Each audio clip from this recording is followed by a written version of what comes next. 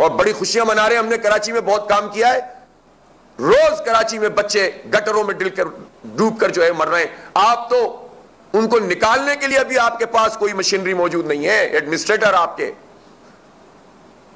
वजारत बल्दियात आपकी 15 साल से आप इख्तिदार में हैं, 2.5 साल से तो बल्दिया भी नहीं है ना। 30 अगस्त के बाद से लेकर 30 अगस्त 2020 से तो अब तक सब कुछ आपके हाथ में है ना। कहीं कभी औरंगी नाले में कोई गिर जाता है, कभी गुलशन में कोई गिर जाता है, कभी कहीं पर जो है कोई डूब, उस वक्त के जबकि कोई बारिश भी नहीं हुई। सड़कों का हाल आप देख लीजिए, ट्रांसपोर्ट में देख लीजिए लोग कितने धक्के खा रहे हैं। पानी देखें कहां आ रहा है, सब कुछ आपके हाथ में है, सब कुछ आपके हाथ में है। आप शहर को क्या दे रहे हैं? हजारों अरब रुपए का बजट इस दौरान में आपने हड़प किया है।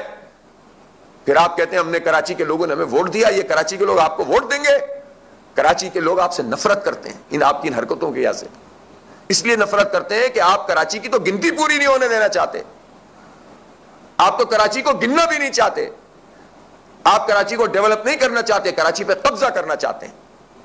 कराची में सब रहते हैं, हर जुबान बोलने वाले रहते हैं, लेकिन आप सलूक क्या करते हैं इस शहर के साथ?